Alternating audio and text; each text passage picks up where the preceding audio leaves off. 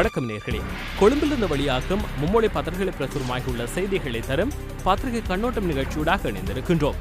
முதலில் வீரகேசரி பத்திரிகையில் வெளியாகியுள்ள செய்திகளை நாம் இங்கு பார்க்கும் இடத்து, வடக்குடன் இணையாவுடன் கிழக்கு பறிபோய்விடும், இரண்டு சமூகத்தினரும் ஏற்றுக்கொள்ளும் வகையில் தீர்வை அடைய வேண்டும் என்கிறார் சம்பந்தன் என்பதாக பிரதான தலைப்புச் செய்தியை வீரகேசரி பத்திரிகை வெளியிட்டுள்ளது.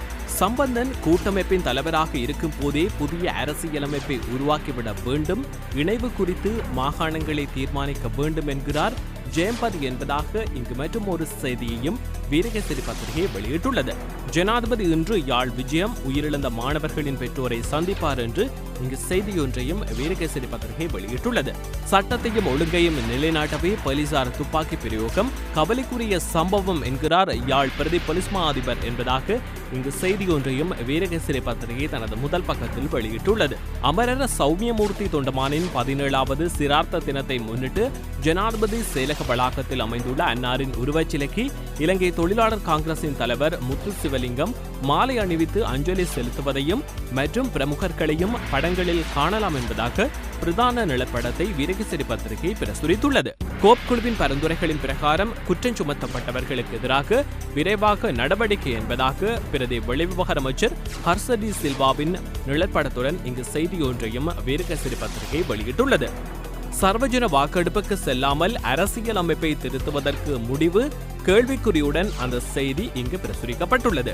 இத்தாலியை நேற்று தாக்கிய 6.6 ரிக்டர் பூமி அதிர்ச்சியில் சிக்கிய நொஷியா பிராந்தியத்தில் உள்ள தேவாலயம் ஒன்று அழிவடைந்துள்ளதை படத்தில் காணலாம் என்பதாக இங்கு மற்றொரு புகைப்படத்தையும் வீரகேசரி பத்திரிகை வெளியிட்டுள்ளது. அடுத்ததாக மற்றொரு தமிழ் பத்திரிகையான தினக்குரலில் வெளியாகியுள்ள செய்திகளை நாம் இங்கு பார்க்கும் இடத்து, தீபாவளி அன்று போலீஸ் பாதுகாப்புடன் தமிழ் கிராமத்தில் புத்தர் சிலை என்பதாக பிரதான தலைப்புச் செய்தியை தினக்குரல் பத்திரிகை வெளியிட்டுள்ளது. இறக்காமம் மாணிக்கமடு தமிழ் கிராமத்தில் உள்ள மாயக்கல்லி மலையில் நேற்று முன்தினம் சனிக்கிழமை தீபாவளி தினத்தன்று 5 அடி உயரமான பாரிய புத்தர் சிலையொன்று அம்பாறை பௌத்த சங்கத்தினரால் வைக்கப்பட்டுள்ளதாக அந்த செய்தி தொடர்ந்து செல்கின்றது.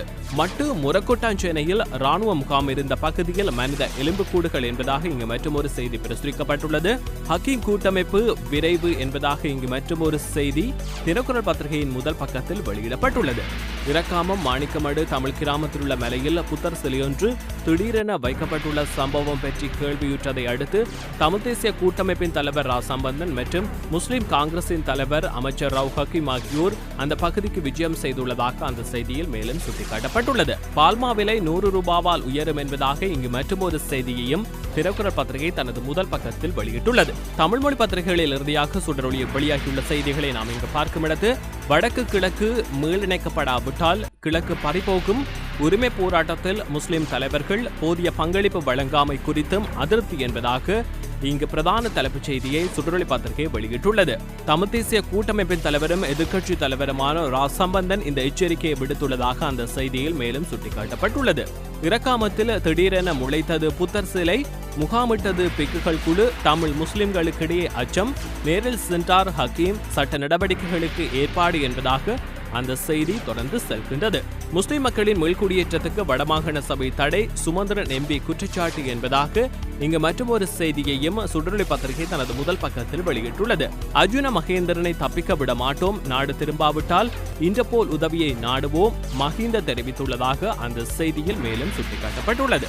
மக்களின் பிரச்சனைகளுக்கு பட்ஜெட்டில் கிடைக்கும் தீர்வு, நிதியமைச்சர் தெரிவிப்பு, 2200 யோசனைகள் உள்வாங்கப்படுமாம் என்பதாக நிதியமைச்சர் ரவி கருணாநாயக்கவின் நிலப்படத்துடன் இங்கு செய்தியொன்றையும் சுடரொளி பத்திரிகை தனது முதல் பக்கத்தில் வெளியிட்டுள்ளது. போர் குற்றச்சாட்டுகளுக்குள்ளான ராணுவ முக்கியஸ்தர்கள் ஓய்வு, பதவி நீடிப்பாரா மைத்திரி என்பதாக கேள்விக்குறியுடன் இங்கு மற்றொரு செய்தியையும் சுடரொளி பத்திரிகை தனது முதல் பக்கத்தில் பிரசுரித்துள்ளது. ஆங்கில மொழி பத்திரிகையான டெய்லி மிரரில் வெளியாகியுள்ள செய்திகளை நாம் இங்கு பார்க்கும் இடத்து, பொது சேவைகளை கண்காணிப்பதற்காக புதிய அமைப்பு உருவாக்கப்பட உள்ளதாக இங்கு பிரதான தலைப்புச் செய்தியாக டெய்லி மிரர் பத்திரிகை பிரசுரித்துள்ளது. கோப் குழுவின் உறுப்பினரும் ஐக்கிய தேசிய கட்சியின் நாடாளுமன்ற உறுப்பினருமான அஜித் பி பெரேராவின் பரிந்துரைகள் கோப் குழுவில் உள்ளடக்கப்படவில்லை என ஹர்சடி சில்வா தெரிவித்துள்ளதாக இங்கு மற்றொரு செய்தியையும் டெய்லி மிரர் பத்திரிகை பிரசுரித்துள்ளது. யுத்த வெற்றியானது பாடவிதானங்களில் இணைத்துக் கொள்ளப்பட வேண்டும் என முன்னாள் ஜனாதிபதி மஹிந்த ராஜபக்ச தெரிவித்துள்ளமை தொடர்பான செய்தியையும் டெய்லி மிரர் பத்திரிகை தனது முதல் பக்கத்தில் பிரசுரித்துள்ளது.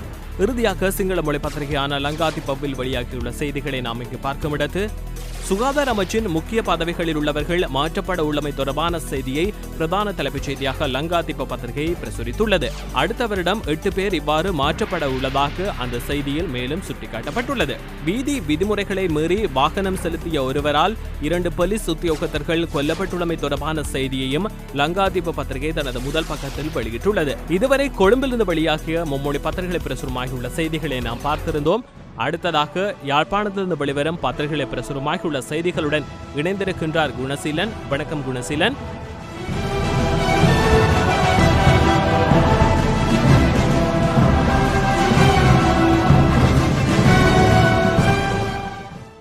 வணக்கம். யாழ்ப்பாணத்திலிருந்து வெளிவரும் பத்திரிகைகளின் செய்திகளோடு இணைந்திருக்கின்றோம். முதலில் யாழ் தினக்குரல் பத்திரிகையின் பிரதான தலைப்புச் செய்தி: தீபாவளி அன்று போலீஸ் பாதுகாப்புடன் தமிழ் கிராமத்தில் புத்தர் சிலை.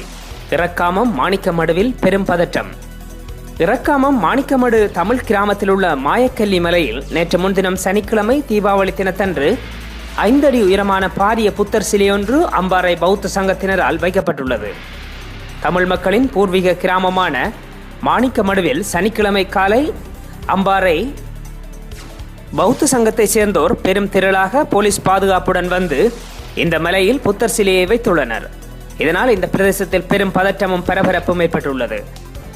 இறக்காமம், வரிப்பத்தான் சேனை, நல்லதண்ணி மலை, குடிவில் ஆகிய முஸ்லிம் கிராமங்களையும் மாணிக்கமடு தமிழ் கிராமத்தையும் அண்டியுள்ள மேற்படி மலையில் புத்தர் சிலையொன்று வைக்க வேண்டிய அவசியமில்லை.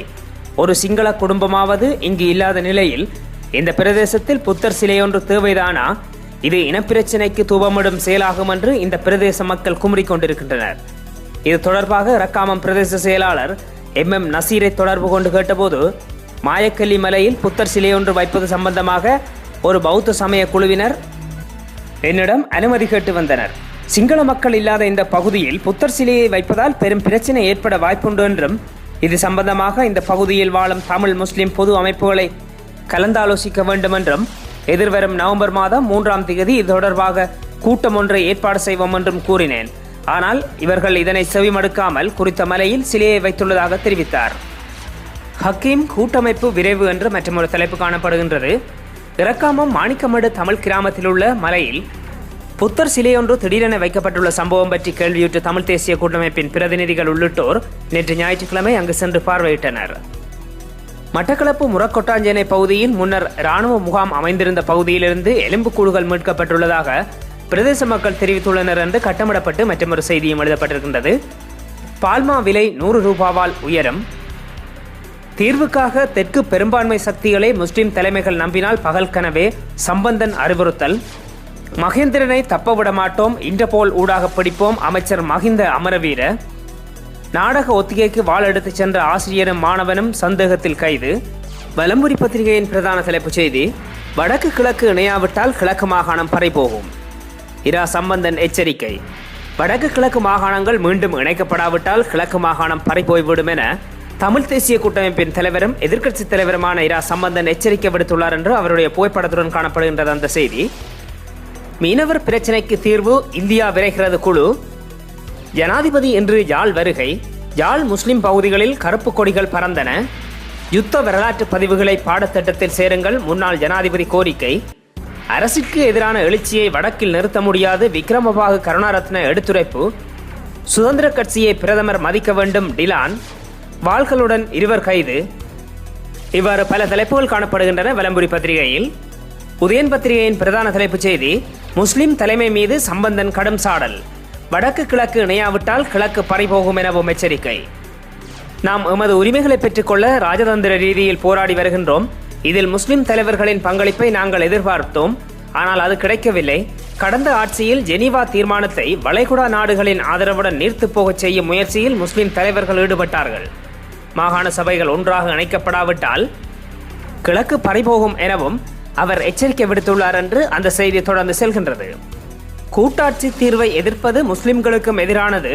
அமைச்சர் ரிசாத்தின் கருத்துக்கு சுமந்திரன் MP பதில் என்று மற்றொரு தலைப்பும் காணப்படுகின்றது.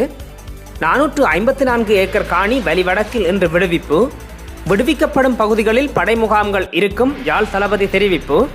இவ்வாறு பல தலைப்புகள் காணப்படுகின்றன உதயன் பத்திரிகையில். நேர்களே, யாழ்ப்பாணத்திலிருந்து வெளிவந்த பத்திரிகைகளின் செய்திகளோடு இணைந்திருந்தோம்.